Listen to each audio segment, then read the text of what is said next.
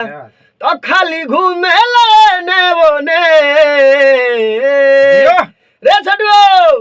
तो जब से भइल वायरल भौजी के लइका अब बोले ला खाली टेंगे टेंगे टेंगे टेंगे टेंगे कि एगो दिन रहे जब प्यार रहे कब हमारा बिना नया राम रहे मरले बाहडू भाला हर जाई फेंक के न जाने कौन माटी के बनल बाड़ू तू हंसतारू हमार रुवाई देखे।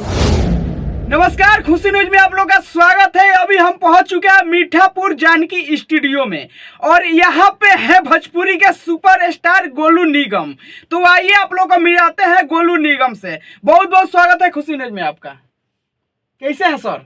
ठीक है जी, बहुत बहुत धन्यवाद। खुशी न्यूज के जितने भी दर्शक देख रहे हैं सबको प्रणाम है और भैया का हमारे स्टूडियो में स्वागत है कि बहुत दूर से चल के आए हैं स्टूडियो में।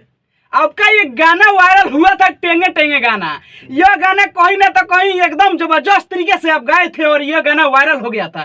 तो मैं चाहूंगा कि दर्शकों को भी 2-4 लाइन होना चाहिए, एकदम जबरदस्त तरीके से गाइए। हाँ, क्यों नहीं। अरे सोशल मीडिया पर छैले बा आ भौजी तोहर लइका बनैले बा। अरे सोशल मीडिया पर छैले बा आ भौजी तोहर लइका बनैले बा। तो खाली घूमे लेने बोने रे छटुओ।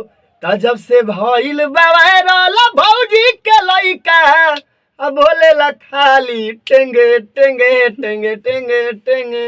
लेकिन यह गाना आप एकदम जबरदस्त तरीके से गाए थे। हाँ, ये गाना सबसे पहले हम लोग होली का गाना सबसे पहले हम लोग ही गाए थे और होली के बाद हम लोग का गाना रिस्पॉन्स मिलने लगा और होली के बाद गाना हिट हुआ था हम लोग। लेकिन कहीं ना तो कहीं ओरिजिनल गाना आप ही का था, बहुत लोग कॉपी भी किए।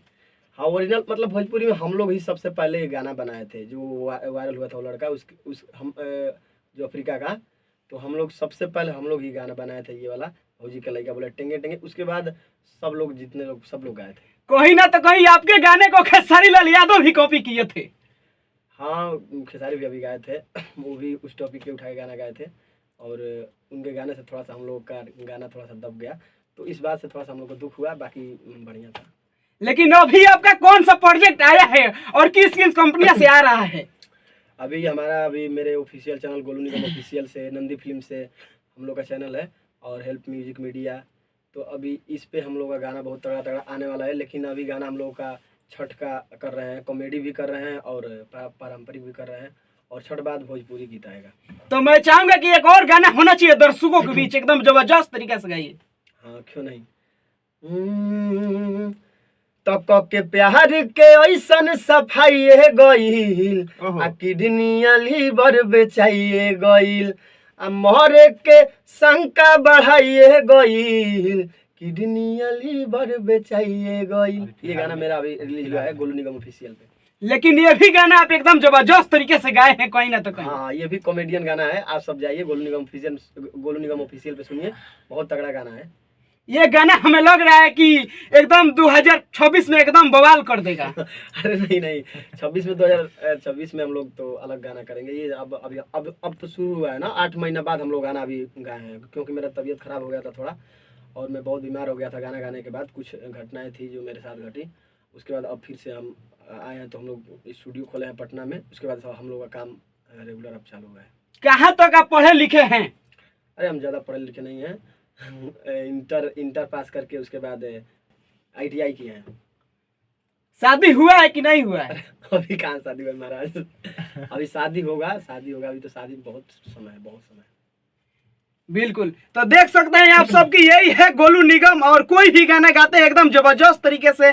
इनका जितना गाना आता है सोशल मीडिया पर वायरल हो जाता है, एकदम धम धमाल मचा देते हैं अपने गाने के माध्यम से और बवाल कर दिए हैं आजकल जी। और बवाल अभी कर दिए और बवाल होने वाला है। हम लोग गाना कर रहे हैं, अच्छा गाना कोशिश कर रहे हैं कि अच्छा गाना हो। और बाकी आप सबको सुनने को मिलेगा गोलू निगम ऑफिशियल पे। आप लोग सब्सक्राइब करिए मेरे चैनल को और जुड़ जाइए। आपका नाम क्या है? जिया सिंह राजपूत। आपका भी गाना हम सुने हैं, कहीं ना तो कहीं आप भी एकदम जबरदस्त तरीके से गाती है। हाँ। तो मैं चाहूंगा कि दर्शकों के बीच एक गाना होना चाहिए, एकदम जबरदस्त तरीके से गाइए। मेरा अभी गाना का एक रिकॉर्डिंग हुआ है, RJD पे है, वो सुना है। गाना का क्या बोल है? ललटेनिया जलावता। तो मैं चाहूंगा कि दर्शकों के बीच होना चाहिए 2-4 लाइन, एकदम जबरदस्त तरीके से गाइए। ठीक है। कि कौन है ये जवन ललटेनिया बुतावता, कि कौन है ये जवन ललटेनिया बुतावता, इ ललटेन के जोड़ई बतावता, RJD सरकार आवता। वाह। आपका नाम क्या है? नमस्ते प्रणाम। हमारा नाम पड़ी सिंह रवि चौहान और आपके खुशी चैनल के जितना भी दर्शक बस सबके नमस्कार प्रणाम और आप लोग आशीर्वाद प्यार देते रहे। हमारा नाम रवि चौहान पड़ेगा और हम लोग साथ ही में काम करते हैं। हमारे गोलू भाई का भी हमारे लिखा गाना भी थोड़ा मोड़ा लिख लेते हैं। अभी बवाल गाना आने वाला गोलू निगम भाई का और मेरा भी। ज़्यादातर अगर प्रोफाइल आप चेक कीजिएगा तो ज़्यादातर हम सैड सॉन्ग गाते हैं। ठीक है। कहाँ से हैं आप? अरे हम भी बक्सर से हैं भैया, हम बक्सर रोहतास से हैं, मतलब दोनों के मेन बॉर्डर से हैं। बक्सर रोहतास हमारा घर पड़ेगा और ये सब गाना वाना होता रहता है। तो मैं चाहूंगा कि एक गाना होना चाहिए दर्शकों के बीच, एकदम जबरदस्त तरीके से गाइए। एक गाना हम गाए थे, अभी बहुत वायरल चल रहा था और हमारे म्यूजिक डायरेक्टर अंकुर भैया जो कि बहुत मानते हैं भैया, बहुत अच्छा म्यूजिक बनाए थे। वो गाना का लाइन था कुछ इस प्रकार था कि ना तू गलत बाड़ू ना हम गलत बानी, किस्मत बाटे कुछ ऐसन ढोके चलत बानी, अरे हमारा से कबो तोहके अरे प्यार न रहे, आज इनके काल उनके तू निरे खत रहू, जानतानी कौन एगो तो हरियार ना रहे। बहुत ही प्यारा गाना था, आप लोग ढेर सारा प्यारा आशीर्वाद दिए और अभी बहुत सारा गाना आने वाला है। अभी छठ गीत छूटा है मेरे रवि चौहान ऑफिशियल से, तो अभी बहुत सारा गाना आएगा, आप सभी को सुनने को मिलेगा। कहीं ना तो कहीं आपकी आवाज में जादू है, एकदम क्वालिटी के साथ आप गा रहे हैं। कि राज क्या है? राज यही है कि बस मेहनत है और आप सबका प्यार है, क्योंकि जब आदमी मेहनत करता है तो वो दिखता है, वो सामने दिखता है। तो हम लोग साथ में मेहनत करते हैं, मेरे गोलू भाई हैं, एक दूसरे का मतलब हम लोग मतलब करते हुए अभी इनका एक बहुत प्यारा हम गाना बनाए हैं, लेकिन बता नहीं सकते, बहुत धमाल और हमारा भी गाना एकदम बवाल करने वाला आएगा, एकदम गर्दा मचा देगा मार्केट में। अभी एक गाना गाए थे अभी अभी कुछ दिन पहले अभी रिलीज हुआ है कि एगो दिन रहे जब प्यार रहे, कब हमारा बिना नया राम रहे, मरले बाहडू भाला हर जाई फेंक के, न जाने कौन माटी के बनल बाड़ू, तू हंसतारू हमार रुबाई देख के। तो ऐसा गाना आएगा, सभी को सुनने को मिलेगा। एकदम जबरदस्त तरीके से गा रहे हैं, आपके गायकी में एकदम दम है, आपका भी हम कोई ना तो कहीं फैन हो गए आपका आवाज सुनकर। भैया बस आप सबका प्यार है और एक से गाना सुनने को मिलेगा। एक मेरा हमारा गाना था बहुत पहले गए थे, जो कि कंपोजिशन हमारे गोलू निगम भाई किया, तो गाना को अगर आप सुनिएगा तो हर पगला पगला गुल बा। उस गाना का मतलब हम अपने मुँह से तारीफ नहीं कर सकते, कभी जाकर आप मेरे चैनल पर सुन लीजिएगा।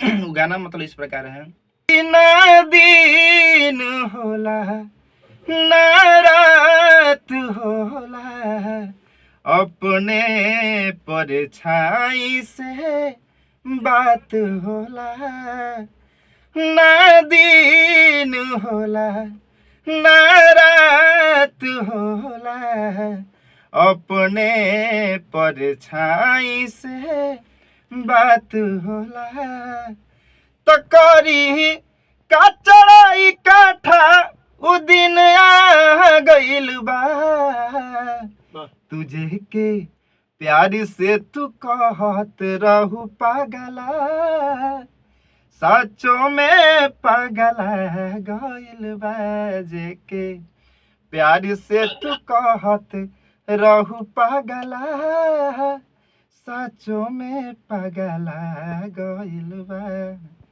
तो बस ऐसे ही प्यार दुलार बनाए रखिए। भैया ये गाना आप किसी के गम में गा रहे हैं क्या? ऐसा कोई बात नहीं, किसी गाँव में देखिए हम लोग कलाकार हैं और हम लोग क्या करते हैं ना कि जो देखते हैं कि जो समाज में जिस प्रकार से चल रहा है, हमारा दोस्त मित्र हैं और सबके दिल की बात जानते हैं, सुनते हैं, तो हम लोग उसी चीज़ को देख के और सुन के लिख देते हैं।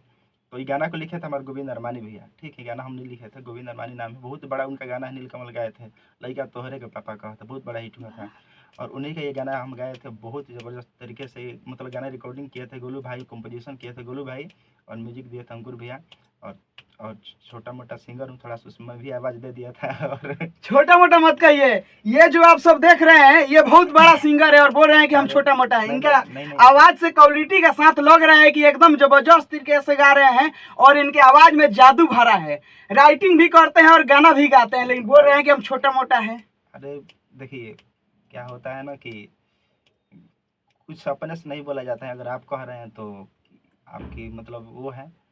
और धन्यवाद आप सभी को कि प्यार देने के लिए, और खूब प्यार दीजिए, दुलार दीजिए, गाना बहुत सारा आएगा। नमस्ते पंडित। अभी आपका कौन कौन सा प्रोजेक्ट आ रहा है और किस किस कंपनियां से आ रहा है? अभी मेरा कल एक गाना रिलीज होगा, थोड़ा सा विवादे हुई लेकिन कोनो बात नहीं, कि एगो आवत नंदी फिल्म से गाना, ठीक बा, बहुत प्यारा गाना बैठे, लोग को समझ में गलत आई, लेकिन जब कोई मतलब बता दी क्या, बतला दीजिए गाना का बोल क्या है, दर्शक भी सुनना चाहते हैं। देखिए कुछ ऐसा गाना है कि जैसे मतलब अभी फिलहाल में कुछ लफड़ा चल रहा है, ठीक है, अभी बनू द ग्रेट को लेकर के, मनु मिराज को लेकर के, तो हमने एक बार बनू द ग्रेट को सपोर्ट किए थे, ठीक है, लेकिन अभी फिलहाल में हम कुछ दिन से देख रहे हैं कि बनू द ग्रेट कुछ लड़कियों को लेकर के अभी कुछ उल्टा पटांग कुछ बातें बोल रही है, मतलब वो जो हुआ उनके साथ हुआ, ये तो हम मानते हैं, लेकिन किसी के लाइफ को फिर दूसरे का खराब करना एक गलत बात है। तो एक गाना है मेरे भाई लिखे हैं, मतलब उस गाना को हम आपको सुना देते हैं कि अरे कोई सनई मैटर बरियार हो गईल, अरे रातों रातों 4,000 हो गईल, अरे सोशल मीडिया पर बाटे वीडियो भी छूटल, अरे सिलवो टूटल दिलवो टूटल, सिलवो टूटल दिलवो टूटल।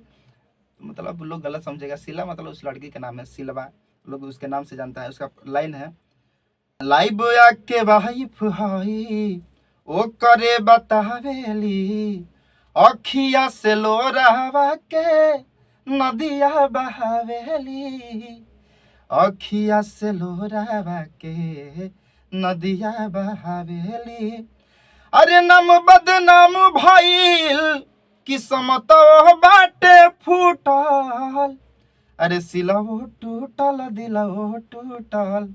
तो गाना इस प्रकार है और नंदी फिल्म से आ रहा है गाना, कल सुबह में आ जाएगा, आप लोग उसको ढेर सारा प्यार दीजिए।